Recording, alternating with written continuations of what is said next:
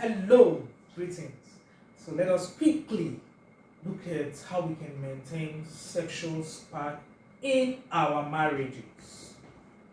Now you have to understand that this topic is a very important one. It's a very important topic.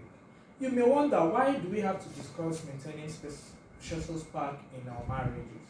The truth of the matter is, no matter how much you want to agree or how much you want to say that love will carry you or whatever, there is that high possibility for you to lose interest in your partner sexually in the bedroom, right? Because it's natural. Over familiarity, it's just something that happens with every nature. Everything God created, it's more or less what happens to humans, right? You get over familiar with your spouse. They are very naked before you, but your mind is not even there because you've seen everything about them. Nothing they do is even moving you any longer, because even when they are doing their best to try to put you in the mood, but because you're now over familiar with them, you don't get to even move. That is just what life can do, right? Over familiarity can set in marriages. If it is not over familiarity, stress. The hustle and the bustle of life can make you disinterested in everything that has to do with the bedroom. Sometimes you even forget that you have to perform certain duties in your bedroom. It happens. That is how life is, right? So now it now becomes pertinent that we discuss how we can maintain sexual spark in marriages. One of the ways you can do this is to be your partner's friend. Very, very important. Because if you're your partner's friend, there are a lot of things that will help you solve. One of them is bond, right? If you're your partner's friend, you bond. You bond with your partner, with your friend. You bond with your friend. You do things together. You make sure that you and your friend are always in this right mind.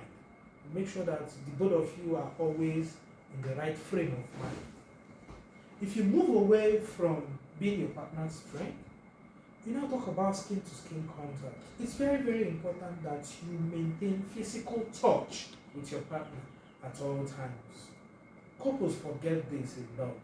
You're leaving in the morning, there is no kiss. You come back at night, there is no kiss, there is no touch. You're not holding hands. You're not sitting on the couch together and having that body touch.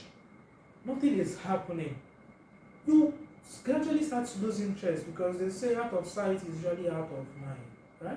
So when you continuously don't want any physical touch with your partner, you start losing interest. If you move away from skin to skin contact, you talk about taking proper care of your body and personal hygiene, right? You've got to know that you've got to look good for your partner. You've got to look good for your partner. You've got to go out there, get the best clothes, get the nice things. It doesn't mean you have to break your bank. No. Get nice things. Wear nice things. If your partner likes to see you in a lingerie or a nice undies, you get those things. You take proper care of your personal hygiene. You don't leave your undies for a very long time before you wash them. You don't douche. You change your undies after every 6 months for women, even for men, right? You try to smell good. You don't go out, you drink, you smoke, and you come back to the house and you're smelling one kind, and then you want to go have something to do with your partner.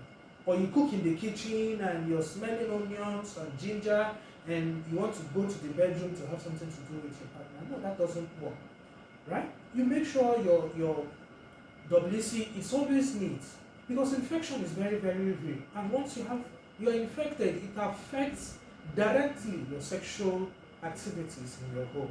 You take proper care of yourself, you take proper hygiene. If you move away from proper hygiene and taking good care of yourself, you must learn how to compliment each other. You must learn how to compliment each other. You must learn how to tell your spouse you're looking beautiful, or tell your man you're looking so handsome today, right? Because these things have a way of doing something to your partner's brain.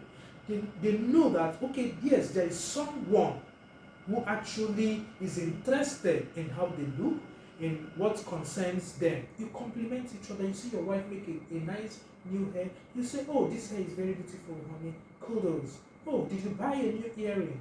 Well done, I love it. Oh, I love this your shoe. Oh, I love how you're dressed. Oh, I love this perfume you're wearing. You compliment each other.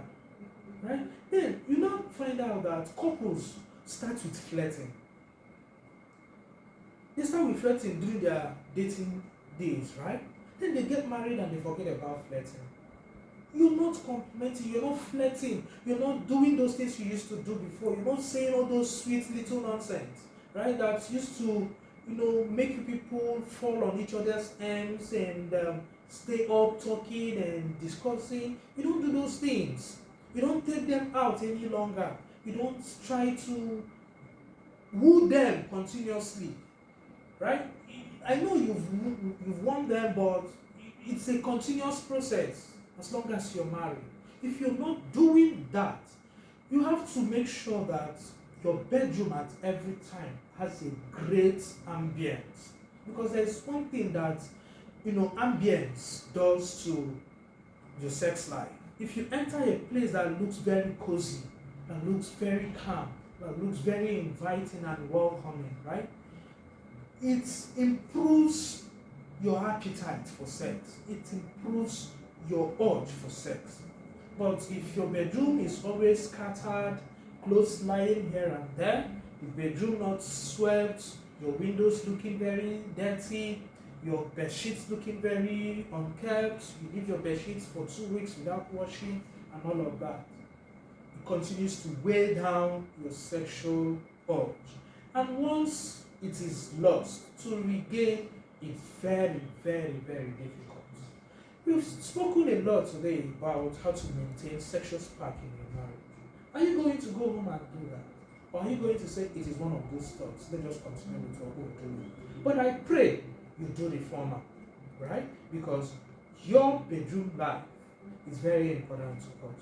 And like I always say, sexual health, it's a barometer to measure the health of your relationship.